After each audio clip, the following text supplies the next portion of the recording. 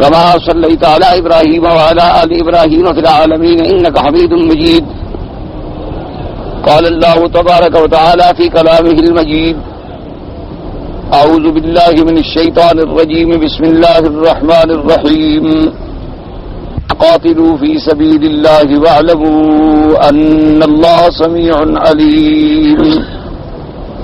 من ذا الذي يقرض الله قرضا حسنا فيضاعفه له أضعافا كثيرة والله يقبض ويبسط وإليه ترجعون. قال المؤلف والمفسر رحمه الله تعالى: أدام النفع بعلومه وعلومكم دارين آمين إلى أن قال: وقوله تبارك وتعالى: فيضاعفه له أضعافا كثيرة. كما قال تعالى: مثل الذين ينفقون أموالهم في سبيل الله كمثل حبة أنبتت 7 سنابل في كل سنبلة 100 حبة والله يضاعف لمن يشاء. الآية وسيأتي الكلام عليها. اب مفسر رحمت اللہ علیہ اس آیت مبارک پر بیان فرماتے ہیں کہ جو شخص اللہ کے راستے میں خرچ کرتا ہے، کسی کو قرض دیتا ہے یا صدقہ کرتا ہے یا خیرات کرتا ہے، اللہ تبارک و تعالی اس کو بڑھا دیتے ہیں کئی گنا. ایک تو صدقہ ہے اور ایک ہے کسی مسلمان ضرورت مند کو وقت کے مطابق قرض دینا. تو یہ قرض دینا جو ہے اس کا بھی اتنا بڑا ثواب ہے کہ حدیث مبارک میں آتا ہے کہ جو انسان کسی مسلمان بھائی کو قرض دیتا ہے، جتنی رقم قرض دے رہا ہے اس سے گویا دوگنی رقم کے صدقے کا اللہ ثواب عطا فرماتا ہے. کیوں؟ اس کی وجہ یہ ہے کہ بھئی ایک ہے صدقہ خیرات، تو سوال کرنے والا جو ہے وہ تو کسی نہ کسی حالت میں اپنا وقت گزار ہی لیتا ہے نا. جو آدمی سوال کرتا ہے تو اس کو کچھ نہ کچھ مل ہی جاتا ہے، لہذا اس کا تو زیادہ سے زیادہ ضروریات جو ہیں وہ کھانے پینے تک، کپڑے پہننے تک محدود ہیں اور اتنا اس کو مل جاتا ہے. ایک نے ٹھکرا دیا تو کسی دوسرے نے دے دیا. لیکن قرض آدمی اس وقت مانگتا ہے جب ہر طرف سے بالکل مجبور ہو جاتا ہے اور کوئی حل نہیں ہوتا، اور وہ شریف آدمی ہے، سوال بھی نہیں کر سکتا، کسی سے مانگ بھی نہیں سکتا. اور قرضے کے لیے جب آدمی اپنے آپ کو سائل بنا کے کسی کے سامنے لے آتا ہے تو یہ کوئی آسان کام نہیں ہے. یہ علیحدہ بات ہے کہ آج کل بعض لوگوں نے اس کو بھی ایک ذریعہ معاش بنا لیا ہے کہ مسلمانوں سے قرض لے لیا اور کھا گئے، پھر کسی اور سے لے لیا کھا گئے، کبھی کچھ دے دیا کبھی نہ دیا کبھی. یہ تو خیر استثنائیات ہیں، یعنی چند لوگ ہوتے ہیں ایسے گھٹیا قسم کے جن کو نہ اللہ کا ڈر ہے اور نہ بندوں کے حقوق کا کوئی خوف ہے. ورنہ کوئی شریف آدمی قرض مانگنا جو ہے، قرض جو ہے گویا ایک ایسی بیماری اور ایسی موت ہے کہ جس کا حل کوئی. تو اب جب آدمی دروازے پہ آ گیا قرض مانگنے کے لیے تو مانا یہ ہے کہ وہ انتہائی محتاجی کی حالت میں. تو جب بندہ ایسے محتاج کی مدد کرتا ہے اور قرض بھی قرض حسنہ بغیر کسی لالچ کے، بغیر کسی ربا کے، بغیر کسی سود کے، اور وہ قرض دے رہا ہے 6 مہینے، سال، 2 سال کے بعد بھی اس نے اپنے اصل پیسے واپس لینے، اس سے کوئی اس سے نفع مقصود نہیں، تو اللہ تبارک و تعالیٰ اس کو دوگنا صدقے کا ثواب عطا فرماتا. اسی طرح ایک حدیث مبارک میں یہ بھی آتا ہے کہ میرے آقا سرکار مدینہ صلی اللہ علیہ وآلہ آلہ وصحابہ وسلم تسلیما کثیرا کثیرا، آپ نے فرمایا کہ معراج کی رات میں نے دیکھا کہ یہ لکھا ہوا تھا کہ جو آدمی کسی کو خیرات دیتا ہے اس کو تو 10 گنا اجر ملے گا، اور جو قرض دیتا ہے اس کو 18 گنا اجر ملے گا. تو ایک روایت میں یہ بھی ہے کہ یعنی اس کو صدقے سے بھی زیادہ ثواب ملے گا. اور اسی طرح یہ قاعدہ جو ہے یہ تو ایک اصولی قاعدہ ہے کہ جب آپ کوئی نیک عمل کرتے ہیں، من جاء بالحسنۃ فلہ 10 امثالہا، کوئی نیک کام کریں اللہ اس کا 10 گنا ثواب عطا فرماتے ہیں. 5 نمازیں پڑھی 50 لکھی گئی. آپ نے 1 ریال خیرات کیا تو اللہ آپ کو 10 گنا ثواب عطا فرمائیں گے. لیکن بعض حالات میں اس کو اللہ 700 گنا 700 ضعف بھی بڑھا دیتے ہیں، اور بعض حالات میں 1 کا 1 لاکھ بھی ملتا ہے، جیسے کہ مسجد الحرام ہے، مسجد الحرام کے اندر جو حسنہ ہے 100,000 حسنہ۔ حدیث مبارک میں تو نماز کا ذکر ہے، صلاۃ کا، یعنی حدیث رسول پاک صلی اللہ علیہ وسلم میں تو یہ ذکر مبارک ہے کہ مسجد الحرام میں جو 1 نماز پڑھے گا تو 100,000 صلاۃ۔ تو اس لیے بعض علماء کہتے ہیں یہاں نماز کا ثواب جو ہے وہ تو ملتا ہے 1 لاکھ، لیکن دیگر عبادات کا ذکر چونکہ حدیث مبارک میں نہیں ہے تو لہذا دیگر عبادات جو ہیں وہ اسی اللہ کے باقی احکام کے تابع ہیں۔ لیکن بعض اکثر جمہور علماء کی رائے مبارک یہ ہے کہ بھئی صلاۃ جو ہے یہ اہم العبادات ہے، چونکہ سب سے اہم ترین عبادت جو ہے وہ صلاۃ ہے، نماز ہے۔ تو ایک نماز کا جب ذکر آ گیا تو گویا باقی ساری باتوں کا اسی کے تابع میں ذکر آ گیا کہ نماز بھی فرض ہے، روزہ بھی فرض ہے، حج بھی فرض ہے۔ اسی طریقے سے تمام عبادات کا صلہ جو ہے اللہ تبارک و تعالیٰ 100,000 جو ہے وہ عطا فرمائیں گے۔ اور اسی طرح یہ بھی یاد رکھ لیں کہ بھئی ثواب کیوں بڑھتا ہے؟ 10 گنا تو ملتا ہے لیکن کبھی 700 گنا۔ اس کی وجہ کیا ہے؟ وہ دینے والے کا اخلاص ہے۔ جتنا تمہارے اخلاص میں اضافہ ہوگا اتنی اجر میں اضافہ ہوگا، جتنی تمہاری نیت میں اخلاص ہوگا اتنی اللہ کی طرف سے اجر میں ثواب زیادہ ہوگا۔ اب دیکھیں نا کہ صحابہ رضوان اللہ علیہم اجمعین جو ہیں اپنے زمانے میں 1 کھجور خیرات کر دیتے تھے، کھجور کا 1 دانہ۔ اچھا، بعض چند کھجوریں خیرات کر دیتے، بعض روٹی کے چند ٹکڑے جو ہیں وہ کسی مہمان کو کھلا دیتے۔ اللہ نے ان کا ذکر قرآن میں فرما دیا، کیونکہ اس وقت ایک فقیر آدمی، ایک مفلس آدمی، ایک محنت اور مزدوری کرنے والا آدمی جو سارا دن مزدوری کرے اور شام کو اسے 10 ریال ملے، اس میں اگر وہ 1 ریال خیرات کرے تو اس کروڑ پتی سے تو بہتر ہے جس کو ٹیلی فون پہ بیٹھے بیٹھے کروڑوں روپے مل جاتے ہیں۔ اس نے اگر 10,000 بھی خیرات کر دیا تو کیا ہے؟ کیونکہ جتنی اللہ تبارک و تعالی الاجر علی قدر النصب، اجر اللہ مشقت کے برابر دیتی ہے۔ جتنی تمہارا اخلاص، محنت، مشقت بڑھتی چلی جائے گی اتنی ثواب جو ہے وہ زیادہ سے زیادہ بڑھتا چلا جائے گا۔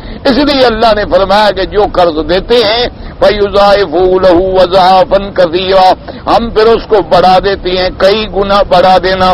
جیسے مفسر رحمۃ اللہ علیہ فرماتے ہیں کہ دوسری جگہ پہ اللہ نے قرآن پاک میں فرمایا مَثَلُ الَّذِينَ يُنْفِقُونَ أَمْوَالَهُمْ فِي سَبِيلِ اللَّهِ، ان لوگوں کی مثال ایسی ہے جو اللہ کے راستے میں خرچ کرتے ہیں، کمثل حبۃ انبتت 7 سنابل، جیسے کہ 1 دانہ گندم کا ڈالیں پھر اس کی شاخ نکلے، اس پہ 7 سٹے لگ جائیں، فی کل سنبلۃ 100 حبہ، اب جناب ہر ایک سٹے میں 100 دانہ ہے تو 100 ضرب 7 یعنی 700 دانہ بن گیا۔ حالانکہ تم نے تو 1 دانہ ڈالا تھا، اوپر جا کے 700 دانہ بن گیا۔ تم نے تو 1 دانہ خرچ کیا تھا، اللہ نے تمہیں 700 گنا ثواب ادا فرمایا۔ اور فرماتے ہیں واللہ یضاعف لمن یشاء، اور اللہ چاہیں تو اس سے بھی زیادہ جس کو چاہیں بڑھا دیں، چونکہ ان کے خزانہ سماوات والارض میں کوئی کمی نہیں آتی۔ وسعت الكلام عليها وقال الامام احمد حدثنا يزيد قال اخبرنا مبارك بن فضالة عن علي بن زيد النبي عثمان النهدي قال اتيت ابا هريرة رضي الله تعالى عنه فقلت له انه بلغني انك تقول ان الحسنة تضاعف 1000 حسنة قال وما اعجبك من ذلك لقد سمعته من النبي صلى الله عليه وسلم يقول ان الله يضاعف الحسنة 1000 حسنة، هذا حديث غريب۔ وعلي بن زيد بن جدعان عنده مناكير لكن رواه ابن ابي حاتم من وجه آخر فقال۔ اب مفسر رحمت اللہ علیہ فرماتی ہیں، ابی عثمان نہدی فرماتی ہیں کہ میں حضرت ابا ہریرہ رضی اللہ تعالی عنہ کی خدمت میں آ کے حاضر ہوا۔ اور میں نے کہا کہ مجھے پتا چلا ہے کہ آپ فرماتے ہیں اللہ تبارک و تعالی ایک نیکی کو بڑھا دیتے ہیں 1,00,000 گنا الف حسنۃ. تو حضرت ابی ہریرہ رضی اللہ تعالیٰ نے فرمایا وما اعجبک عن ذلک، تمہیں کیا تعجب ہے، تم کس تعجب میں پڑ گئے ہو کہ اللہ کے ہاں کمی ہے؟ میں نے تو حضور پاک صلی اللہ علیہ وسلم سے یہ بھی سنا ہے کہ اللہ تبارک و تعالیٰ کسی نیکی کو چاہتے ہیں تو 2,00,000 گنا ثواب عطا فرماتے ہیں. تو اللہ تبارک و تعالیٰ کے خزانے میں کیا کمی ہو سکتی ہے؟ اللہ تبارک و تعالیٰ اگر دینے بھی آئے تو ہماری ایک معمولی سی نیکی جو ہے اس کے بدلے میں اتنی بڑی نعمت مل جاتی ہے کہ وہاں 1,00,000 گنا کا تصور بھی نہیں ہوتا. جیسے کہ ایک حدیث مبارک ہے حضور صلی اللہ علیہ وعلا آلہ واصحابہ وسلم تسلیما کثیرا کہ سابقہ دور میں یعنی جو پہلے گزر چکی ہیں ان کے اندر ایک عورت تھی جس کی ساری زندگی جو ہے فسق و فجور میں گزر گئی، اللہ معاف کرے، گناہ گار زندگی گزارنے والی عورت تھی. تو اس کو سفر کے دوران میں پیاس لگی. تو جب پیاس کی شدت نے اسے تنگ کیا تو اس نے ڈھونڈا تو اسے راستے میں ایک کچا کنواں مل گیا. جو صحرا میں عام طور پہ کنویں ہوتے ہیں وہ کچے ہوتے ہیں، ایسے کھدائی کر دی، پانی نکل آیا، صاف کیا، پی لیا. تو اس نے دیکھا کہ وہاں ڈول شول تو ہے کوئی نہیں، اب پانی کیسے نکالوں؟ تو بہرحال اس نے اپنی دوپٹہ یا کپڑا جو تھا اس سے اپنا جوتا باندھا اور جوتے کو پانی میں ڈالا، اور وہ ایسے کچے کنویں قریب ہوتے ہیں، اتنے زیادہ دور بھی نہیں ہوتے. تو اس میں جب پانی نکالا تو دیکھا کہ ایک کتا جو ہے وہ کنارے پہ تڑپ رہا ہے پیاس کی وجہ سے، والکلب یلحس علی طرفہ، کہ اس کنویں کے کنارے پہ ایک کتا جو ہے وہ پلٹیاں کھا رہا ہے اور وہ بھی پیاسا ہے. تو اس نے بجائے اپنے منہ میں پانی ڈالنے کے پہلے کتے کے منہ میں ڈال دیا کہ چلو یہ جانور ہے یہ تو بچے، میں تو اور نکال کے پی لوں گی. تو اس کو ڈالا تو پانی جب ملا تو اس کو بھی ہوش آ گیا، اس نے پھر پانی نکالا، خود پیا. تو اللہ تبارک و تعالیٰ کی رحمت سے اسے خبر دی گئی کہ تیرے سارے گناہ جو ہیں ہم نے معاف کر دیے ہیں، تو نے میرے ایک جانور پہ رحم کیا، میں نے تم پہ رحم کر. تو اب دیکھیں یعنی ایک پانی کے گھونٹ کے بدلے میں جنت مل گئی. ایک پانی کے گھونٹ پلانے میں اب یہاں 1,00,000 گنا کوئی کر سکتا ہے؟ جنت کی کوئی قیمت لگا سکتا ہے کوئی آدمی؟ اللہ تبارک و تعالی. اچھا اب حدیث پاک میں آتا ہے کہ حضور پاک سرکار مدینہ صلی اللہ علیہ وآلہ آلہ وصحابہ وسلم نے ارشاد فرمایا، آپ نے فرمایا کہ مسلمانوں جنت کا زمین جو ہے نا وہ بڑا چٹیل میدان ہے. اگر تم اپنے باغ لگانا چاہتے ہو تو لگا لو. اب صحابہ نے پوچھا حضور جنت میں ہم باغ کیسے لگائیں؟ ابھی تو ہم جنت میں داخل ہی نہیں ہوئے. تو جب ہم جنت میں گئے نہیں ہیں تو وہاں باغ کیسے لگا دیں؟ آپ نے فرمایا تم تسبیحات پڑھا کرو، سبحان اللہ والحمد للہ لا الہ الا اللہ واللہ اکبر وللہ الحمد. اسی طرح سبحان اللہ وبحمدہ سبحان اللہ العظیم. تو آپ نے فرمایا جب تم کہتے ہو نا سبحان اللہ، اللہ حکم دیتی ہیں میرے بندے کا ایک درخت لگا دو. تو اب تم جتنی تسبیح بڑھاتے جاؤ اتنا اپنا باغ بڑھاتے جاؤ. تو اب ہم نے کیا خرچ کیا؟ یعنی سبحان اللہ کہنے میں کتنی ہماری تکلیف ہوتی ہے، کتنی ہمارا خرچ ہوتا ہے، لیکن بدلہ کیسا ملا کہ جنت کا درخت جو کبھی فنا بھی نہیں ہوگا، کیونکہ جنت کی نعمتیں تو کبھی ختم ہی نہیں ہوتی. تو اللہ تبارک و تعالیٰ نے اس کے بدلے میں ہمیں کتنا بڑا معاوضہ دے دیا. اسی لیے حضور صلی اللہ علیہ وسلم نے فرمایا اپنی محبوبہ سیدہ عائشہ صدیقہ رضی اللہ تعالی عنہا سے، آپ نے فرمایا اتقوا النار ولو بشق تمرۃ او کما قال رسول اللہ صلی اللہ علیہ وسلم. حضور نے فرمایا عائشہ جہنم کی آگ سے بچنے کے لیے چاہے کھجور کا مکمل دانہ نہیں، ایک ٹکڑا بھی ہو تو اللہ کے راستے میں خیرات کرو. ایک ٹکڑا بھی اگر تمہارے پاس کھجور کا، یعنی پورا کھجور بھی تم خیرات نہیں کر سکتے، تم نے کھجور کو 2 حصے کر لیے، ایک حصہ کھا لیا اور ایک حصہ جو بچا ہے اس کا ایک حصہ بھی خیرات کر دو، اسی کے ساتھ بھی اللہ تمہیں جہنم کی آگ سے بچا لے. تو خیرات کرنے میں ہمیشہ یاد رکھیں یہ ضروری نہیں ہوتا کہ تم لاکھوں خیرات کرو. یہ ضروری نہیں ہوتا کہ تم جو ہے کروڑوں خیرات کرو. ہر آدمی کے اللہ نے حالات پیدا کیے ہیں. ایک آدمی جو ہے وہ لاکھ بھی خیرات کر دے تو کوئی فرق نہیں پڑتا. ایک آدمی اگر 1000 بھی خیرات کر دے تو اس کے لیے بہت بڑی چیز ہے. ایک آدمی 100 بھی خرچ کرے تو بڑی چیز ہے. ایک آدمی 1 ریال بھی خرچ کرے. یہ نہ سمجھا کرو کہ بھئی بڑے تھوڑے پیسے ہیں. نہیں، کبھی یہ درد دل سے جو تم دو گے نا، 1 ریال بھی تمہیں جنت میں لے جائے گا. یہ نہ سمجھا کریں کہ یہ تھوڑی بات ہے، معمولی چیز ہے. بھئی اب ایک انسان مانگ رہا ہے، میں اس کو 4 آنے پکڑا دوں، 4 گروش میری جیب میں ہیں، یا نصف ریال سے بھئی اس کا کیا بنے گا. یہ نہ سوچو، یہ تو اللہ تبارک و تعالیٰ کی شان ہے. رحمت حق بہا نمی جوید بہانہ میں جوید.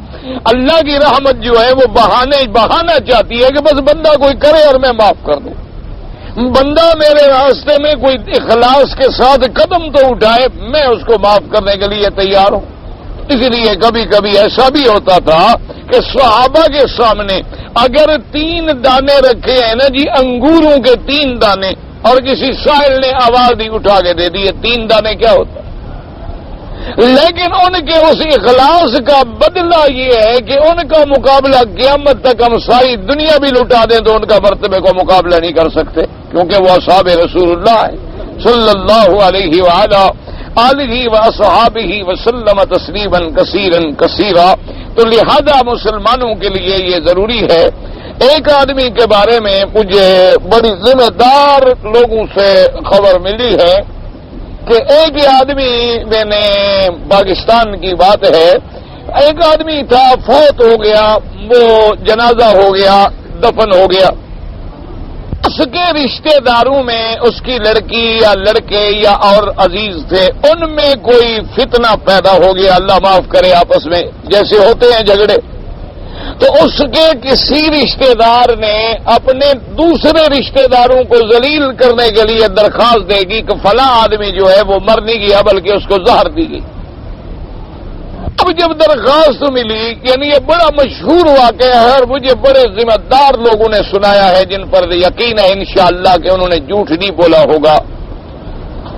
تو جب درخواست دے دی تو آرڈر ہو گیا، انکوائری ہو گئی، تحقیق شروع ہو گئی. آخر خلاصۃ الکلام یہ ہے، حکم ہوا کہ قبر کھولی جائے اور ڈاکٹر جو ہیں اس کی ناش کا معائنہ کریں اور دیکھیں کہ وہ زہر سے مرا ہے یا اپنی موت مرا ہے. اب اس انکوائری کو ہوتے ہوتے بھی کچھ 6 مہینے سال گزر گیا. اب اس کے بعد حکم آ گیا قبر کشائی کا، مجسٹریٹ آئے، ڈاکٹر آئے، پولیس آئی، پہرا لگایا گیا، اس کی قبر کھولی گئی. بڑے لوگوں نے سمجھایا کہ بھئی تم درخواستیں واپس لے لو، ایک آدمی مر گیا، سال گزر گیا، خدا جانے قبر میں کیا حال ہے، یہ راز ہے، اللہ نے ہر کسی کا پردہ رکھا ہوا ہے، کیوں کھولتے ہو. اب دیکھو نا جی، ہر آدمی مر گیا، قبر میں چلا گیا، اس کا معاملہ حکم الحاکمین کے سپرد ہے. لوگوں نے جب وہ سمجھایا وہ نہ مانے، آخر قبر کھولی گئی. تو جو لوگ وہاں موجود ہیں وہ کہتے ہیں کہ جناب جب قبر کھولی تو ہم حیران ہو گئے کہ بالکل اسی طرح جیسے دفن کیا تھا عین اسی حالت میں اس کی ناش ہے. حتیٰ کہ داڑھی پر جو انہوں نے عطر لگایا تھا اسی طرح وہ عطر چمک رہا ہے. اور اسی طرح معلوم یہ ہوتا ہے کہ یہ ابھی شخص سو گیا ہے اور نیند میں، کوئی تبدیلی نہیں، چہرہ اسی طرح منور ہے، داڑھی میں اسی طرح تیل کے اثرات موجود ہیں. اور لوگ حیران ہو گئے دیکھنے والے کہ ابھی سال گزر گئے، مٹی میں دفن ہو گیا، پھر بھی یہ عالم ہے. خیر بہرحال تحقیق ہو گئی کہ وہ زہر نہیں تھی، جھوٹ تھا، اس کو دفن کر دیا گیا. اور سینکڑوں لوگوں نے دیکھا، 1 2 3 4 نے نہیں. کیوں؟ پھر ایسی بات ہو جائے تو سارا علاقہ ٹوٹ پڑتا ہے. تو وہاں جو ڈپٹی مجسٹریٹ تھا اس نے کہا کہ بھئی یہ آدمی کوئی اللہ کا ولی تھا، ایسی لاش مرنے کے بعد تو ہماری زندگی میں یہ پہلا واقعہ ہے، اس کے بارے میں پتہ کرو کہ یہ کیا آدمی تھا، کیا عمل کرتا تھا. اس کی بیوی کو بلایا گیا، اس سے پوچھا، انہوں نے کہا میرا خاوند جاہل آدمی تھا، بالکل ان پڑھ آدمی. ایک تو اس کی خوبی یہ تھی کہ اس نے نماز کبھی نہیں چھوڑی، ہر حالت میں نماز پڑھتا تھا، اور جمعہ جو ہے فلاں جامع مسجد میں ایک بڑی بستی ہے، وہاں جمعہ ہوتا ہے، اندھیری ہے، بارش ہے، تکلیف ہے، دکھ ہے، سکھ ہے، اس نے جمعہ پہ جانا۔ اور دوسرا میرا خاوند غریب آدمی تھا، کوئی جائیداد ہماری تھی نہیں، مزدوری کرتا تھا۔ جب جمعہ پڑھنے کے لیے جاتا تھا تو قاعدہ جو ہے، پہلا قاعدہ الف با کا اور پہلا پارا قرآن شریف کا، یہ جتنا اس کو ہفتے میں مزدوری سے پیسے بچتے تھے وہ خرید کر کے لے آتا تھا۔ کبھی 10 پارے مل گئے، کبھی 4 مل گئے، کبھی 20 مل گئے۔ وہ چھوٹے چھوٹے بچوں کو مسجدوں میں جا کے دے آتا تھا کہ بیٹا یہ قاعدہ پڑھا کرو۔ بس یہ نیکی تھی، اس کے علاوہ تو کوئی نیکی نہیں ہے۔ اس کے بدلے میں اللہ نے کیسا خاتمہ نصیب کر دیا۔ تو اللہ تبارک و تعالیٰ کے لیے یہ ضروری نہیں ہوتا کہ تم کروڑوں لگا دو، یہ ضروری، ہاں اللہ نے دیا ہے تو الحمدللہ، جتنا اللہ کے راستے میں لگاؤ گے اتنا تمہارے اپنے مفاد میں ہے۔ اصل بات ہے اخلاص سے نیت، کہ تیری نیت خالص ہو۔ میں نے عرض کیا نا، میرے اپنے استاد تھے حضرت گبانوی رحمت اللہ علیہ، جن سے ہم نے پڑھا ہے، استاد بھی تھے، شیخ بھی تھے، والد کے مقام پر بھی تھے، اللہ کے ولی من اولیاء اللہ تھے، حضرت کشمیری رحمت اللہ علیہ کے خصوصی شاگردوں میں سے تھے، اور اللہ نے انہیں اتنا علم دیا تھا ماشاءاللہ کہ بستتن فی العلم والجسم۔ میرے والد صاحب رحمت اللہ علیہ فرماتے تھے کہ کسی شخص نے اگر چلتا پھرتا علم کا کوٹھا دیکھنا ہو تو گبانوی کو دیکھ لے، یہ علم کا چلتا پھرتا ایک کمرہ ہے، چل رہا ہے۔ حضرت رحمت اللہ علیہ کی خدمت میں بڑی لمبی بات ہے، ایک آدمی سے میں نے کوئی کام تھا کرا دیا، حضرت نے دعا کر دی، ہو گیا، وہ 20,000 روپے لے کے آیا۔ یہ 1964 کی بات ہے تقریباً، یا 65 کی بات ہے، بہرحال اس زمانے کی بات ہے جب وہ جنگ شنگ ہوئی تھی، اس دور کی بات ہے۔ تو اس دور میں تو 20,000 روپے کی بڑی قدر تھی، اور خاص طور پہ ہم دیہاتی لوگوں کے لیے 20,000 روپے تو بہت بڑی چیز تھی۔ وہ لے آیا جناب، میں گیا حضرت کی خدمت میں، میں نے کہا حضرت کس نے منت مانی تھی کہ میرا کام ہو جائے گا تو میں حضرت کی خدمت میں ہدیہ پیش کروں گا، یہ 20,000 روپے ہیں، قبول فرما لیں۔ تو حضرت نے فرمایا کہ نہیں، میں نہیں لیتا۔ اس نے کہا کہ اچھا حضرت یوں کریں، اگر آپ اپنی ذات کے لیے ہدیہ قبول نہیں فرماتے ہیں تو مدرسے کے لیے قبول فرما لیں، مدرسے میں خرچ کر دیں، کیونکہ میں ایک نیت کر چکا ہوں آپ کو دینے کی۔ حضرت نے فرمایا بھائی میں مدرسے کے لیے بھی نہیں لیتا۔ اب جی ہم نے منت کی، حضرت نہ مانے، بہرحال وہ پیسے واپس ہو گئے، وہ آدمی چلا گیا۔ تو بطور اولاد کے، بچے کے، میں بیٹھ گیا، میں نے کہا حضرت 20,000 روپے اللہ نے بھیجے تھے مدرسے کے لیے، آپ نے واپس کر دیے، اور ہمیں بھیجتے ہو کہ فلاں چودھری کے بعد جا کے ایک چندہ لے آؤ، وہ دیتا ہے 8 آنے۔ اور اس دور میں کوئی موٹریں شوٹریں تو ہوتی نہیں تھی، سائیکل چلا کے ہم لوگ جاتے تھے، یا سائیکل پہ، یا کسی سے گھوڑی مانگ لی، یا پیدل گئے، یا کسی طرح پہنچے، اور آگے چندہ کیا ملا؟ 8 آنے۔ کسی نے دیا 1 روپیہ۔ شام تک یعنی پھرتے پھرتے کو 2 روپیہ ہو گئے، 5 روپے ہو گئے، وہ لے آتے ہیں کہ عادت یہ ہے کہ 8 آنے کے لیے آپ ہمیں 20 میل بیچتے ہیں، ہم 20 میل سائیکل چلا چلا کے مر جاتے ہیں۔ خدا نے 20,000 دروازے پہ بھیجے تھے، آپ نے واپس کر دیا، آئندہ میں نہیں جاؤں گا چندہ لینے کے لیے، بالکل مجھے پڑھاؤ نہیں پڑھاؤ نہ پڑھاؤ۔ کہنے لگے بیٹا بات یہ نہیں ہے، وہ 20,000 روپے رشوت کے تھے، وہ حرام کے تھے۔ جو بچہ مدرسے میں پڑھنے آتا ہے یہ ہمارے پاس امانت ہے، میں محمد مدنی کے دین کے طالب کے پیٹ میں حرام ڈالوں گا تو کیا پڑھے گا؟ جو بچہ کسی نے ہمارے مدرسے میں بھیجا ہے پڑھنے کے لیے وہ امانت ہے ہمارے پاس، ان کو اگر ہم نے حرام کھلا دیا تو عالم کبھی پیدا نہیں ہوگا، ظالم تو بنے گا، عالم نہیں بنے۔ اور وہ 8 آنے جو ملتے ہیں وہ خالص حلال کے ہوتے ہیں، اسی میں برکت ہوتی ہے، اسی سے سارے کام چلتے ہیں، اور یہ باتیں حقیقت ہے ہمیں سمجھ نہیں آتی، لیکن جو واقعات ہم نے اپنی آنکھوں سے دیکھے ہیں والد صاحب رحمۃ اللہ علیہ جب وہاں پڑھاتے تھے تو 300 350 400 طالب العلم ہوتے تھے، کبھی کبھی 100 طالب العلم تو دور حدیث میں ہوتے تھے، بخاری اور مسلم میں. اور اس کے بعد غریبانہ دور تھا، ایک مٹی کے بنے ہوتے تھے، کلوٹیاں ہم کہتے ہیں پنجابی میں اسے، اس میں گندم ہوتی تھی. تو والد صاحب حکم دیتے تھے کہ ہمارے والدہ کو کہ کوئی آدمی اس کو نہ کھولے جب تک کہ وضو نہ کرے. وضو کرو، وضو کرنے کے بعد وہ نیچے سے کھول کے گندم نکال لی ضرورت کے مطابق.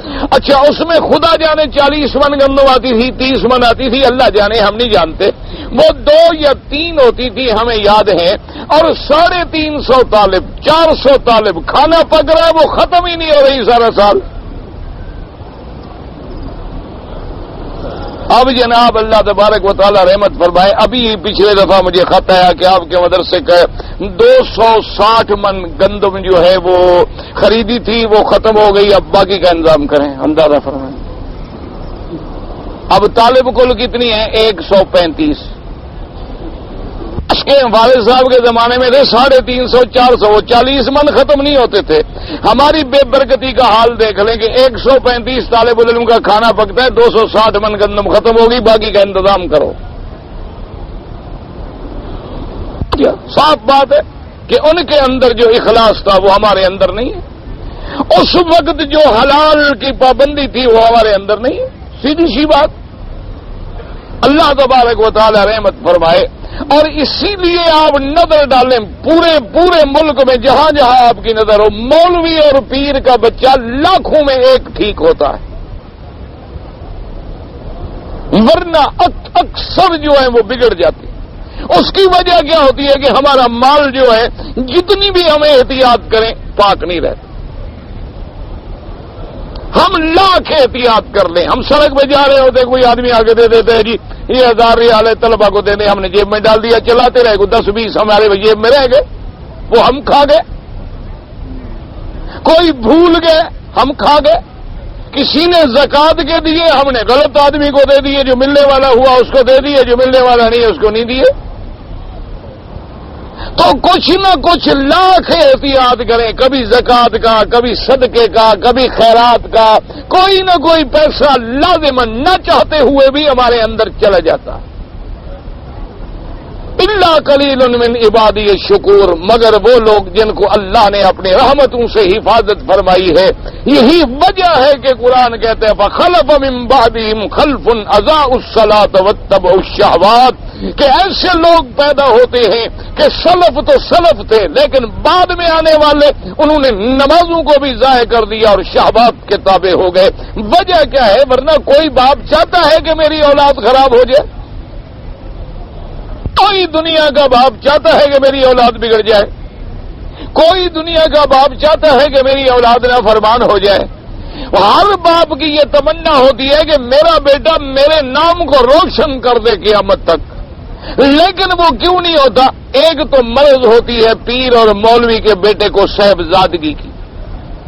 یہ سب سے بڑی خطرناک بیماری ہے کہ پیدا ہوا، اس نے کہا، ہر کسی نے کہا حضرت کا بیٹا ہے جی، حضرت کا بیٹا، حضرت کا بیٹا، حضرت کا بیٹا، حضرت کا بیٹا ختم ہو گیا.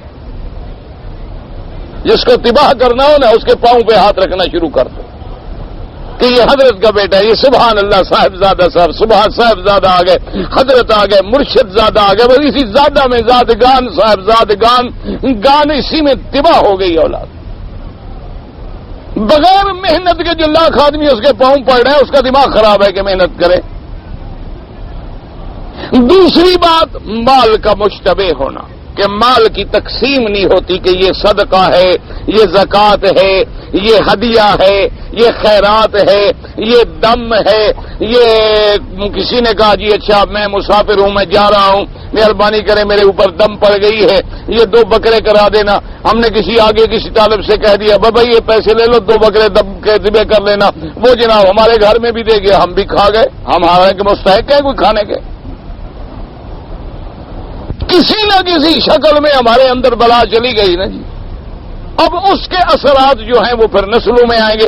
اچھا کوئی زیادہ سمجھدار مولوی ہوا تو پھر ہم ایک تعویذ بھی کر لیتے ہیں کہ بھی وہ جو پیسے ہوتے ہیں اپنے مکان کے چوکیدار کو دے دیے کہ بھئی یہ دم کے پیسے ہیں، بکرا بنا کے تم ذبح کر لینا. یہ دم کے پیسے، ہم تو بابا دم کھا نہیں سکتے۔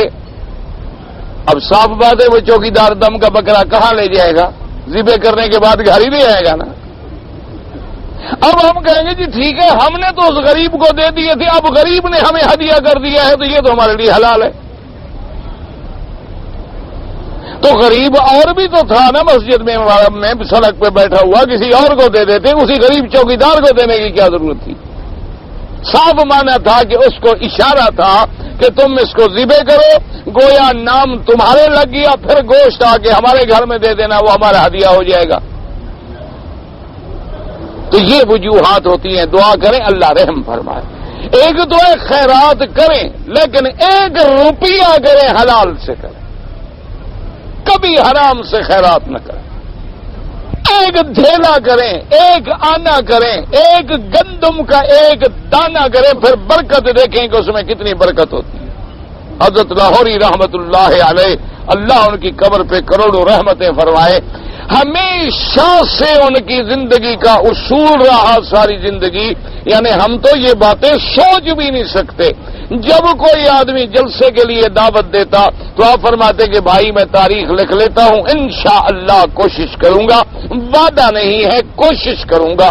اچھا، کوشش کر کے تشریف لاتے، اپنے تھیلے میں چنے رکھے ہوئے ہوتے، کسی مسجد میں چھپ کے علیحدہ بیٹھ کے تھوڑے سے چنے کھا لیے، پانی کا گلاس پی لیا، کھانا نہیں کھایا۔ کئی دوستوں نے اصرار کیا، فرمایا کہ بھائی پتہ نہیں ہوتا کھانے پکانے والی نمازی بھی ہے کہ نہیں ہے، اس نے وضو کر کے بھی کھانا پکایا ہے کہ نہیں پکایا، اور جب ایسے کھانے کھا لیتے ہیں تو دل کی نور روشنی چھن جاتی۔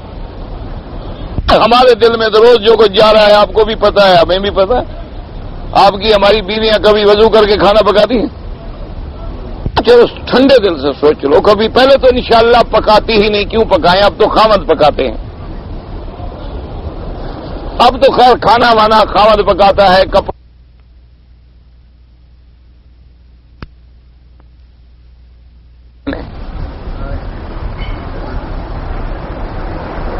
امام ترمذی پیدا ہوا، امام نسائی پیدا ہوا، امام مسلم پیدا ہوا، امام عبداللہ ابن المبارک پیدا ہوئے، امام ابو حنیفہ پیدا ہوئے، امام شافعی، امام مالک، امام احمد بن حنبل پیدا ہوئے، شیخ الاسلام ابن تیمیہ پیدا ہوئے، شیخ الاسلام ابن القیم پیدا ہوئے، شیخ الاسلام محمد ابن عبد الوہاب پیدا ہوئے، رحمت اللہ علیہم اجمعین۔ اور آج کون پیدا ہوتے ہیں؟ مائیکل جیکسن،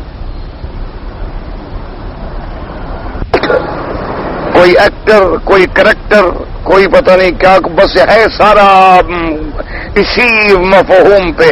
کوئی ماسٹر، کوئی ٹیچر، اور ماسٹر سے پوچھو اسلامیات کا جو ماسٹر ہے، شرط لگا لو جو تمہارے ہائی سکول میں اسلامیات کا ماسٹر ہو، اس کو کہو فاتحہ کا ترجمہ سنا دینا، میں اس کی بیعت کر لوں گا۔ جب اس کو فاتحہ کا ترجمہ نہیں آتا، تمہارے بچوں کو کیا پڑھائے گا؟ ایک بچی یہاں ہائی اسکول میں قرآن پڑھتی تھی، وہ ہمارا ایک ملازم ہے، اس کو قرآن سنانے آئی تو یا نبی اسرائیلا، وہ کہا خدا کی بندی یا بنی اسرائیل، نہیں یا نبی اسرائیل، وہ کہ یا بنی اسرائیل، کہا میری استادی کو غلط پڑھاتی ہے، ڈبل ایم اے ہے۔ اس نے کہا ڈبل ایم اے ہو تو ڈبل ایم اے استانی ہے، قرآن کیا پڑھا رہی ہے؟ یا نبی اسرائیلا۔ اب اس کا کیا حل ہوگا؟ آگے جو بچے پیدا ہوں گے یا جس بچی کو نبی اسرائیلا پڑھائے گی وہ قرآن بھی تو اسی طرح سمجھے گی نا انشاءاللہ۔ آج تو بس دعا کریں اللہ ہمارے حال پہ رحم فرما۔ بس اب بھیا نے جیسے کہ حال ہی میں روئے تھے نا کہ امت پہ تیری آ کے عجب وقت پڑا ہے، اب تو وہ وقت آ گیا ہے کہ کوئی حل باقی نہیں رہا ماں سوائے دعا کے۔ اور میرا تجزیہ، اگر مانے کوئی ناراض ہو یا راضی ہو، اگر کوئی کام کر رہے ہیں تو یہ تبلیغ والے، اللہ ان کی مدد کرے۔ اور دوسری تم نے اگر اپنی اصلاح کرنی ہے نا، خود کعبے کا طواف کرو ملتزم پہ چمٹ کے، خود رو لیا کرو، بس یہ کافی ہے۔ اب نہ مولوی ملتا ہے نہ پیر ملتا ہے، بس اپنے اللہ سے خود مانگو، اپنی خود اصلاح کرو۔ اگر تم ہمارے جیسے کسی مولوی کے پیچھے لگے نا، انشاءاللہ بس سیہدیہم طریق الحالکین، بس سیدھا لے جائے گا بس جہاں لے جاتا۔ انا للہ و انا الیہ راجعون۔ اب اگر اپنی اصلاح چاہتے ہو، اللہ کے کعبے کے ساتھ خود چمٹ جاؤ، بس خود خود چمٹ جاؤ، خود رو کہ مولا اب اندھیرا ہے، تو خود روشنی پیدا کر، تیرے بغیر اب کوئی روشنی نظر نہیں آتی۔ اور اگر اور کوئی اصلاح کا راستہ ہے تو وہ یہ بیچارے سر پھرے ہیں جو بستر اٹھا کے پھر رہے ہیں گلی گلی، ان کا بھی ہم نے جو دیکھا ہے الحمدللہ کہ کئی بگڑے تگڑے لوگ گئے ٹھیک ہو گئے۔ اب اگر لاکھوں میں کوئی میرے جیسے نالائق بھی ان کے ساتھ چلے جاتے ہوں گے تو ان کا کیا قصور ہے؟ بھئی اگر لاکھوں میں کوئی 500 کی اصلاح نہ ہوئی لیکن 9,500 کی ہو جائے تو سبحان اللہ، اور کیا چاہیے؟ ورنہ باقی جو ہے وہ اندھیرا ہی اندھیرا۔ مجھے تو یہی نظر آتا ہے، آپ کی آنکھیں زیادہ روشن ہیں، آپ جانے، آپ کا کام جانے۔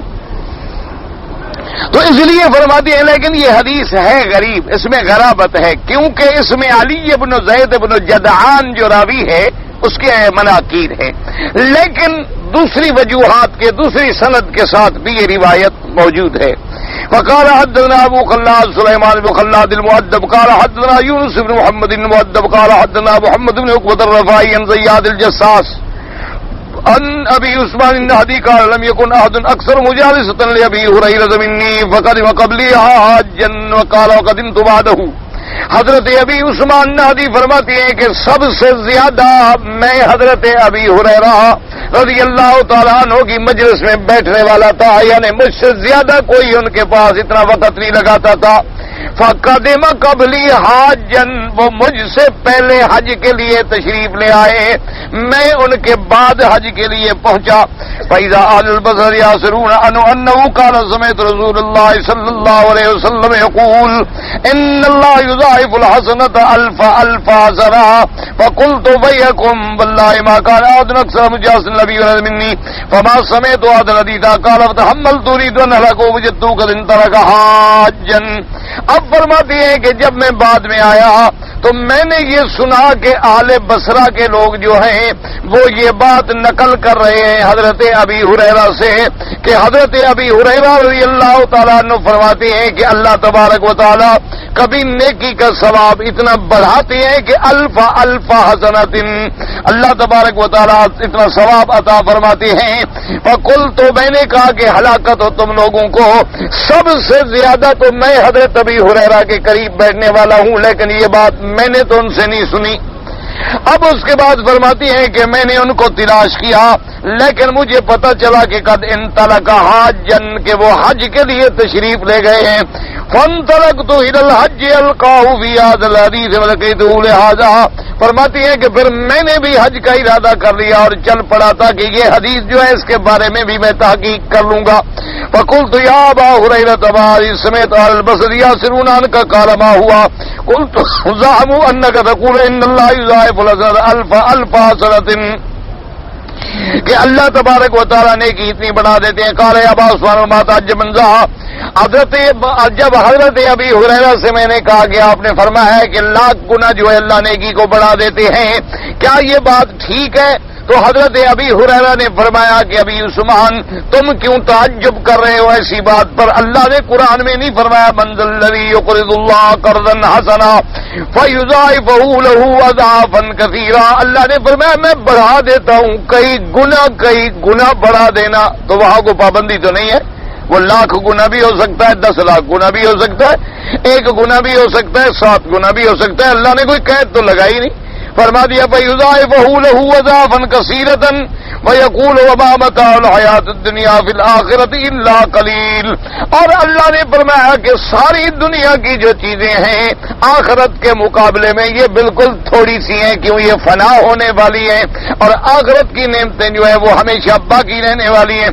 وَالَّذِي نَفْسِي بِيَدِهِ لَقَدْ سَمِعْتُ رَسُولَ اللَّهِ صَلَّى اللَّهُ عَلَيْهِ وَسَلَّمَ يَقُولُ ان اللہ یضاعف الحسنۃ الف حسنہ، حضرت ابی ہریرہ نے فرمایا قسم ہے مجھے اس ذات پاک کی جس کے قبضہ قدرت میں میری زندگی ہے، تحقیق میں نے سنا اپنے آقا سے حضرت محمد مصطفیٰ صلی اللہ علیہ وآلہ آلہ وصحبہ وسلم تسلیما کثیرا کثیرا سے، آپ نے فرمایا کہ اللہ تبارک و تعالی چاہتی ہیں تو ایک حسنہ کو 2 لاکھ گنا بڑھا کے ثواب عطا فرماتی ہیں۔ وفي معنى هذا الحديث ما رواه الترمذي وغيره من طريق عمرو بن دينار عن سالم عن عبد الله بن عمر بن الخطاب رضي الله تعالى عنه أن رسول الله صلى الله عليه وسلم قال من دخل سوقا من الأسواق فقال لا إله إلا الله وحده لا شريك له له الملك وله الحمد وهو على كل شيء قدير كتب الله له ألف حسنة ومحى عنه ألف حسنة. اور مفسر رحمۃ اللہ علیہ فرماتی ہیں کہ اس معنی کے اندر ایک حدیث مبارک ہے جس کو امام ترمذی رحمۃ اللہ علیہ نے نقل کیا ہے. راوی حضرت عمر بن الخطاب رضی اللہ تعالیٰ عنہ فرماتے ہیں حضور پاک نے فرمایا کہ من دخل سوقا من الاسواق، جو شخص بازاروں میں سے کسی بازار میں جائے اور بازار میں جاتے ہوئے گزرتے ہوئے بازار کے اندر یہ کلمہ پڑھے لا الہ الا اللہ وحدہ لا شریک لہ لہ الملک ولہ الحمد وہو علی کل شیء قدیر، اللہ تبارک و تعالی اس کو 1,00,000 نیکیاں عطا فرماتی ہیں اور اس کے 1,00,000 گناہ جو ہیں وہ بھی معاف فرما دیتی ہیں. اب ایک کلمہ پڑھنے میں کتنی دیر لگتی ہے؟ لیکن یہ صحابہ کا کمال تھا نا جی، وہ بازار میں اسی لیے چلے جاتے تھے یہ پڑھ لیں. اور ہم لوگوں کو تو ہر وقت گزرنا پڑتا ہے، چلو ایک دفعہ پڑھ لیا 2 دفعہ پڑھ لیا. اور بعض روایات میں کہ 10,000 نیکیاں ملتی ہیں اور 10,000 گناہ معاف ہو جاتی ہیں. اچھا یہ بھی یاد رکھو کہ اگر ایک آدمی کے گناہ نہیں ہیں، مثال کے طور پر اللہ کے ایسے بندے بھی تو ہیں نا، صالحین، انبیاء، صدیقین، شہداء، جن کے گناہ ہی نہیں تھے، تو ان کے پھر درجات بلند ہونے شروع ہو جاتے ہیں، ان کے درجات کے اندر بلندی آ جاتی. تو ایک وظیفہ بنا لو، جب بھی بازار میں گزرو یہ ضرور پڑھ لیا کرو لا الہ الا اللہ وحدہ لا شریک لہ لہ الملک ولہ الحمد وہو علی کل شیء قدیر. اچھا بعض روایات میں کچھ الفاظ زیادہ ہیں لیکن جو تمہیں یاد ہو بس پڑھ لیا کرو لا الہ الا اللہ وحدہ لا شریک لہ لہ الملک ولہ الحمد وہو حی لا یموت ابدا بیدہ الخیر وہو علی کل شیء قدیر. جو بھی تمہیں یاد ہے بہرحال بازار میں گزرتے ہوئے وضو ہو نہ ہو کسی طرح بھی بس پڑھ لیا تاکہ اللہ تبارک و تعالی ہمارے گناہوں کا کفارہ کر دیں. اصل وجہ کیا ہے کہ بازاریں جو ہے نا جی یہ سب سے بری جگہ بازار ہے. حضور نے فرمایا خیر البقاء المساجد، آپ نے فرمایا سب سے زمین میں بہتر ٹکڑا جو ہے وہ اللہ کی مسجدیں ہیں، کیونکہ جب آدمی مسجد میں آئے گا جیسا بھی گیا گزرا کیوں نہ ہو نماز پڑھے گا، اللہ کا ذکر کرے گا، قرآن پڑھے گا. اور فرمایا شر البقاء، سب سے بری جگہ جو ہے کیا ہے بازاریں جو ہیں یہ سب سے بری جگہ ہے، کہ وہ ہر آدمی سودے میں، لین دین میں، جھوٹ بولنے میں، قسمیں کھانے میں، عورتوں مردوں کے اختلاط میں ابتلا ہوتا ہے. اور جب وہاں جا کے کوئی آدمی اپنے اللہ کو یاد کرتا ہے تو پھر اللہ بھی اتنا بڑا ثواب دیتے ہیں کہ لا الہ الا اللہ وحدہ لا شریک لہ لہ الملک ولہ الحمد وہو علی کل شیء قدیر.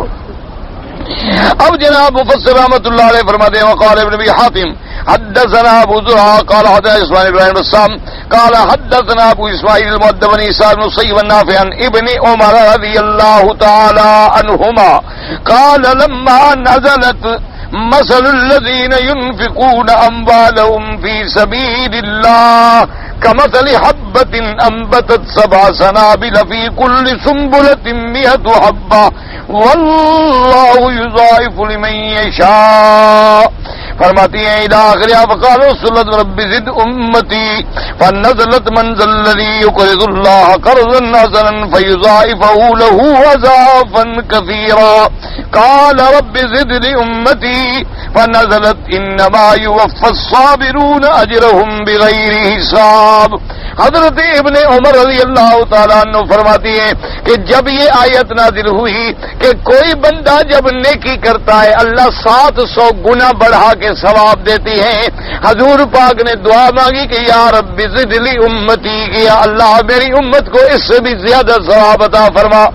تو اللہ نے قرآن کی یہ آیت نازل کی من ذا الذی یقرض اللہ قرضا حسنا فیضاعفہ لہ اضعافا کثیرا. تو حضور نے کہا یا رب زد لی امتی، یا اللہ میری امت کا اس سے بھی زیادہ ثواب عطا فرما۔ اللہ نے قرآن میں آیت نازل کی انما یوفی الصابرون اجرهم بغیر حساب، کہ اے میرے نبی تیری امت میں صبر کرنے والوں کو ہم جو ثواب دیں گے اس کا کوئی حد و حساب بھی نہیں ہوگا۔ اس لیے حدیث پاک میں آتا ہے ہر عبادت کا ایک ثواب ہے، حد مقرر ہے، لیکن جس نے مصیبتوں پہ صبر کر لیا، اللہ کی رضا پہ راضی رہ گیا، اللہ قیامت میں ملائکہ کو حکم دیں گے فَيُصَبُّ عَلَيْهِمْ صَبًّا، ان پر ایسے ثواب ڈیلا جائے گا کہ کوئی حد نہیں ہوگی، کوئی پیمانہ نہیں ہوگا۔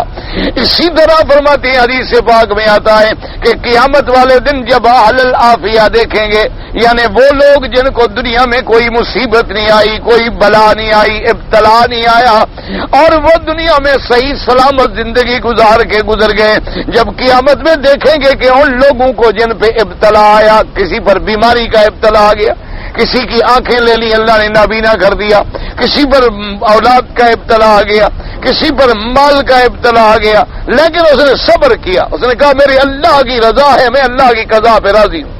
تو جب ان کو ثواب ملتا دیکھیں گے تو یہ لوگ تمنا کریں گے لو کانت فی الدنیا، کہ اگر دنیا میں ان کو ان کے وجود کو مقراض سے ٹکڑے ٹکڑے کیا جاتا تو بہتر ہوتا کہ آج ہمیں بھی یہ ثواب ملتا۔ تو اس لیے جو ابتلا ہوتے ہیں یاد رکھو یہ بھی اللہ کے امتحان ہے، یہ بھی اللہ تبارک و تعالیٰ کی طرف سے ہوتے ہیں، کبھی اولاد میں ابتلا، کبھی مال میں ابتلا، کبھی بیماری کا ابتلا۔ اسی لیے حدیث پاک میں آتا ہے من اخذت کریمتا، اخذت کریمتا، یعنی اللہ نے فرمایا کہ جس کی آنکھیں میں لے لوں، نابینا کر دوں، لیکن وہ پھر میری رضا قضا پہ راضی رہے، یہ نہیں کہ پھر نابینا کر دوں تو بھیک مانگنا شروع کر دے، نبینا بنا دوں تو لوگوں کے دروازے پہ جا کے پیسے مانگنے شروع کر دینا، راضی ہو جائے رضا پہ۔ فرمایا وجبت لہ الجنہ، اس کے بدلے میں اس کے لیے جنت واجب کر دیتا ہوں، کہ سب سے بڑی نعمت تھی آنکھیں جب میں نے لے لی، لیکن اس نے کہا بھی الحمدللہ، جو اللہ کی مرضی، جو اللہ کی قضا ہے میں راضی ہوں اس پہ، الحمدللہ جو اللہ نے لکھا۔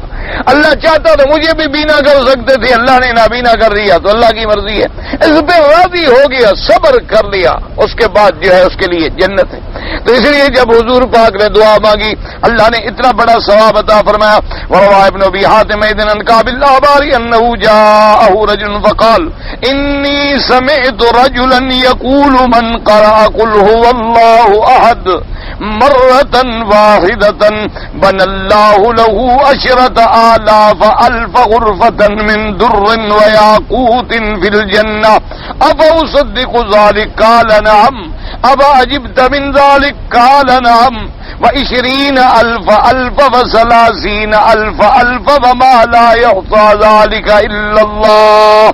اب کعب الاحبار کی روایت ہے کہ ایک آدمی ان کے پاس آیا، اس نے کہا کہ میں نے ایک بندے سے سنا ہے، وہ یہ کہتا ہے کہ جو شخص قل هو اللہ احد اللہ الصمد لم یلد ولم یولد ولم یکن له کفوا احد، یہ سورت مبارک پڑھ لیتا ہے، اللہ تبارک و تعالیٰ اس کے لیے 10 لاکھ کمرہ جو ہے موتیوں سے یاقوت سے جنت میں بنا دیتی ہیں۔ کیا وہ سچ کہتا ہے؟ میں مان لوں، آپ نے مان لو کیا ہے؟ اللہ کے بندے تم تعجب کر رہے ہو، اللہ چاہے تم تو 10,000 کہتے ہو، میں کہتا ہوں 20,000 ألف 30,000 ألف 20 لاکھ 30 لاکھ، جتنا چاہے اللہ کے ہاں کوئی کمی ہے؟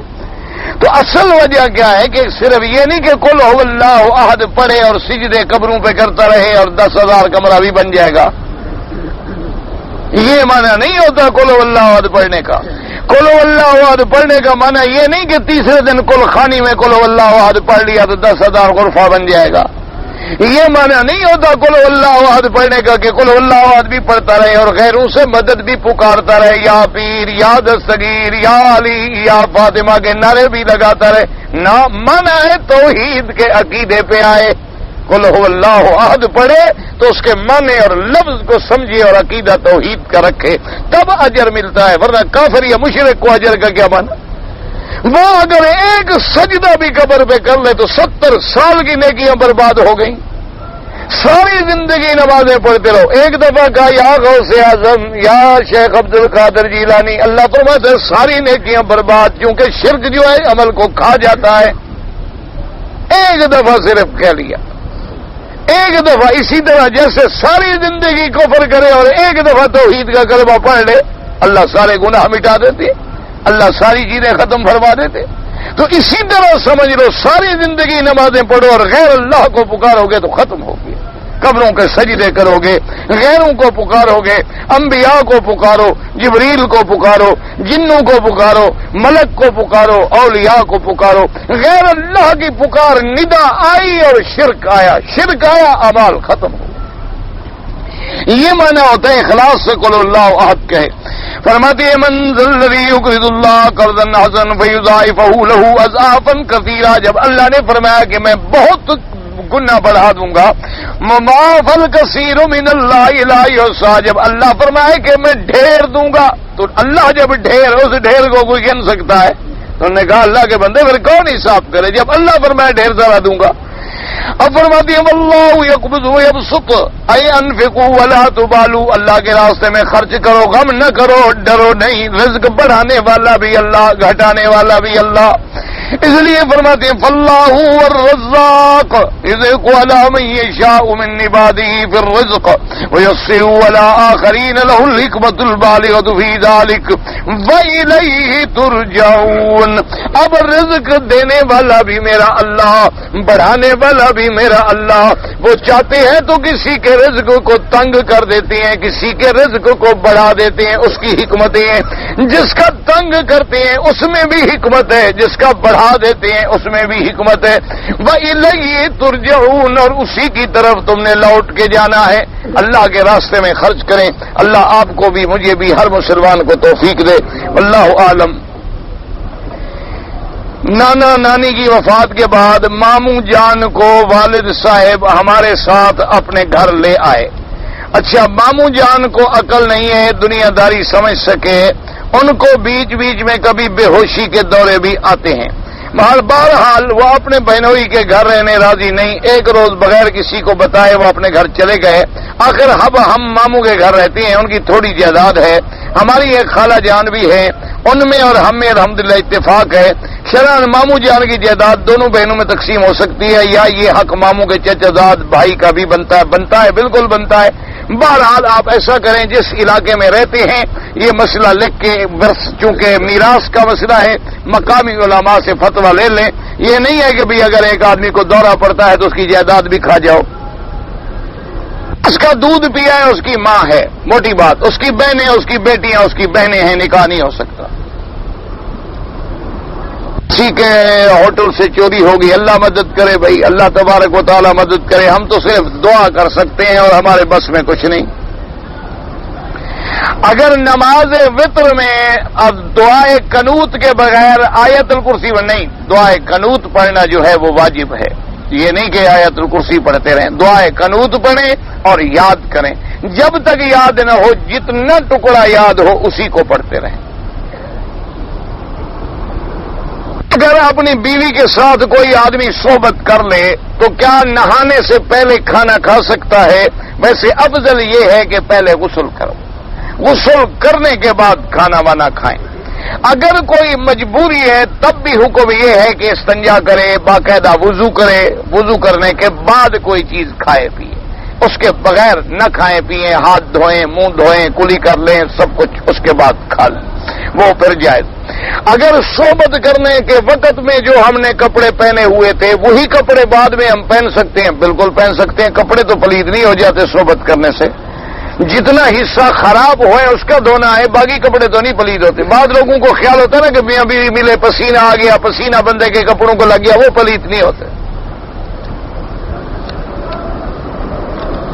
تعدیل ارکان کا معنی یہ ہے کہ ہر رکن کو پوری طرح ادا کرے۔ کیا معنی؟ مثلا رکوع ہے، اب ایک یہ تعدیل ارکان نہیں، رکوع یہ ہے کہ پشت بالکل سیدھی ہو جائے اور کم از کم 3 دفعہ سبحان ربی العظیم، سبحان ربی العظیم، سبحان ربی العظیم۔ اللہ توفیق دے تو 5 دفعہ، توفیق دے تو 7 دفعہ، توفیق دے تو 11 دفعہ، لیکن کم از کم 3 دفعہ۔ پھر جب سر اٹھائے سمع اللہ لمن حمدہ، ربنا لك الحمد حمدا كثيرا طيبا مباركا كما يحب ربنا ويرضى. ہر ہڈی اپنی جگہ پہ واپس چلی جائے, سیدھا کھڑا. پھر اللہ اکبر اور زمین سے ہاتھ اٹھے ہوئے ہوں, سجدے میں آئے اور سجدے میں بھی اسی طرح کم از کم 3 دفعہ سبحان ربی الاعلی, کم از کم, ورنہ 7 دفعہ 21 دفعہ جتنا اللہ توفیق. پھر جب سجدے سے جب اٹھے اللہ اکبر تو پھر سیدھا بیٹھ جائے رب اغفر لی وارحمنی وارزقنی واہدنی واعف عنی, یہ دعا پڑھ لے اور اپنی ہڈی ہر اپنا جوڑ آرام سے پھر دوبارہ اللہ اکبر. یہ ہے تعدیل ارکان, اس کو کہتے ہیں تعدیل ارکان.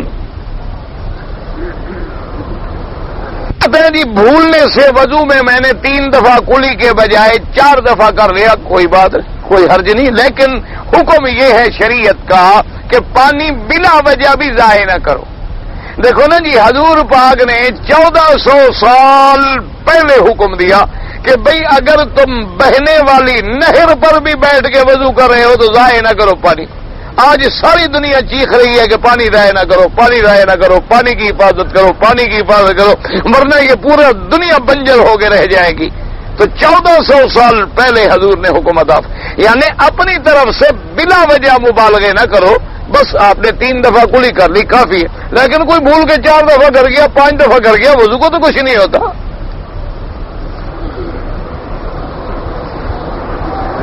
نیت جب ہم کریں تو ہاتھ کہاں تک اٹھائیں, کانوں کے برابر, لو کے برابر. یہ بعض لوگ ہمارے یہ کانیوں پکڑ لیتے ہیں, یہ بھی بدعت ہے.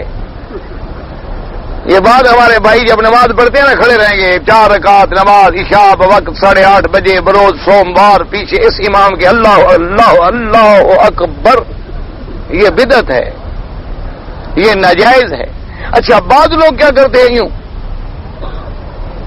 اللہ اکبر, یہ بھی بدعت.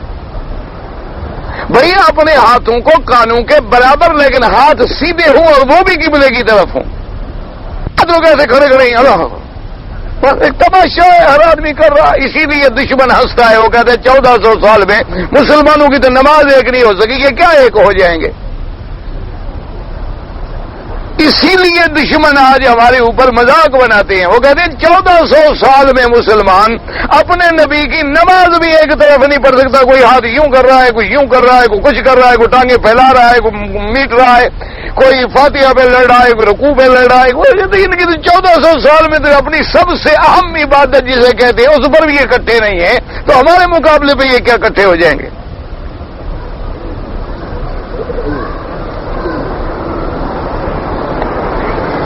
حالانکہ یہ نہیں سمجھتے کہ یہ اللہ نے اسلام میں اتنی وسعت رکھی تھی کہ کوئی عمل بھی ہو جائے تو اس کی نماز صحیح ہو جائے.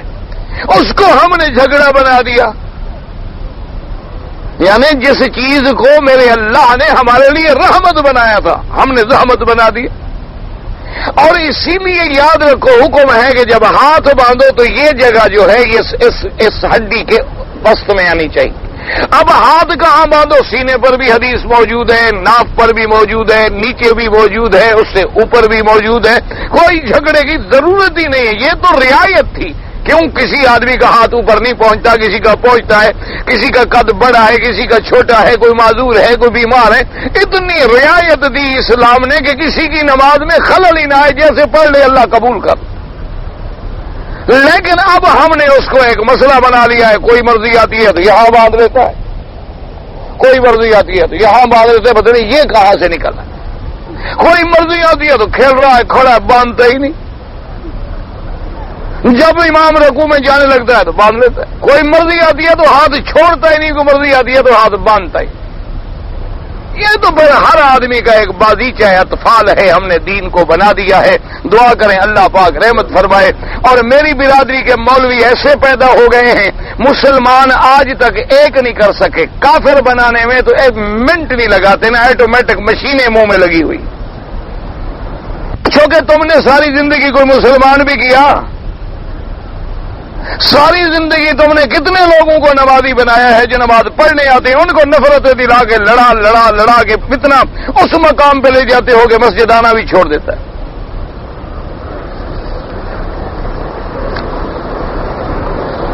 نماز میں غلطی ہو گئی، واجب چھوٹ جائے تو سیدھا صاحب کرے، فرض چھوٹ جائے نماز ہی نہیں ہوتی دوبارہ پڑھے۔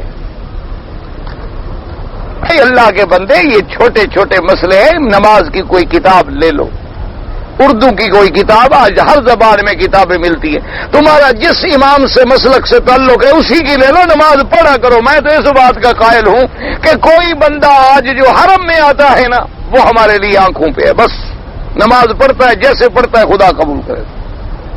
شکر کرو اللہ کے گھر میں آنے تو لگ گیا، جب پکا نمازی بن جائے گا غلط پڑتا ہے تم ٹھیک کرا لینا اس کو۔ نمازی بننے تو دو، اس غریب کو اندر تو آنے دو۔ دکاندار کے پاس کوئی سودا خریدے نا کتنا خوش ہوتا ہے، کہ سر جناب اور کوئی ضرورت ہو نا آپ ہمیں فون کر دیا کریں، ہم جناب گھر سودا بھیج دیں گے۔ وہ اپنا چیز بیچنے کے لیے اتنا اخلاق کرتا ہے تو محمد کا دین سمجھانے کے لیے لوگوں کو گالیاں دیتے ہو کہ فلاں امام کافر ہے تو فلاں امام ایسا ہے تو فلاں امام ایسا ہے تو فلاں امام کے ماننے والے ایسے ہیں تو فلاں۔ یہ دین ہے محمد مصطفیٰ کا۔ حضور نے فرمایا کافر کو گالی نہ دو، کافر کے خدا کو گالی نہ دو۔ آدمی تھا وہاں کا، مجھے لڑکا جیسا لگا مان لیا، چھوٹا بھائی بن گیا، دے دیا، خدا سے دعا بھی کرتا ہوں، مجھے تو نہیں پتا، تمہیں ایک لڑکا مل گیا، بھائی بنا لیا، دیکھتا ہوں فلاں بھائی بنا لیا، تمہیں مجھے کیوں نہیں بھائی بنایا، اس کو کیوں بنا لیا نہ، تو مجھے کیوں نہیں بھائی بناتے، اس لیے میری داڑھی ہے، اس لڑکے کی داڑھی نہیں ہے۔ تمہاری نیت خراب ہے حضرت، توبہ کرو۔ تم نے لڑکے کو جو بھائی بنایا، وجہ کیا؟ داڑھی والے کو بھی بھائی نہیں بنایا، کسی بزرگ کو بھی بھائی نہیں بنایا۔ لڑکے کا میرا دل کرتا ہے دیکھتا ہوں تو خوش ہو جاتا ہوں، تم فتنے میں مبتلا ہو گئے ہو، توبہ کرو، استغفار کرو، بچو فتنے سے۔ جیسے غیر عورت پہ نظر ڈالنا حرام ہے، بغیر داڑھی والے لڑکے پہ بھی شہوت کی نظر ڈالنے کا اتنا عذاب ہے۔ حضرت ابو بکر صدیق کا پہلا نام کیا تھا؟ عبد الکعبہ، بعد نے عبد الشمس بھی لکھا ہے۔ تم حضرت کا اسلام والا نام یاد رکھو، کفر والے نام سے تمہیں محبت ہے۔ میں نے عمرہ ادا کیا، طواف کے دوران بھول گیا، پتہ ہے کیا بھول گیا؟ طواف کے دوران بھول گیا، کیا حکم ہے؟ کیا بھول گیا مجھے کیا پتا؟ خاوند کی اجازت کے بغیر عورت کسی غیر محرم سے پیسے لے کر حج کرے تو جائز ہے۔ پہلے غیر محرم اس کو ملا کیسے؟ یہ غیر محرم حج کے بہانے تو نہیں پیسے پہنچا رہا تمہاری بیوی کو؟ کوئی پتہ کرو، نہیں حج ہوتا۔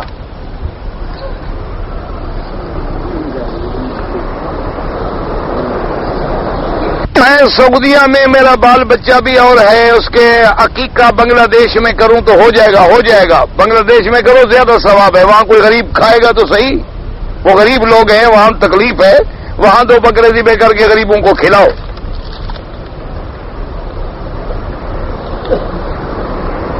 ملائکہ کا ایک قبیلہ ہے جن کو جن کہا جاتا ہے، اللہ بہتر جانے، بہرحال یہ حدیث دیکھ لو جہاں ہو، جب تک حدیث کی کتاب سامنے نہ ہو میں نہیں عرض کر سکتا۔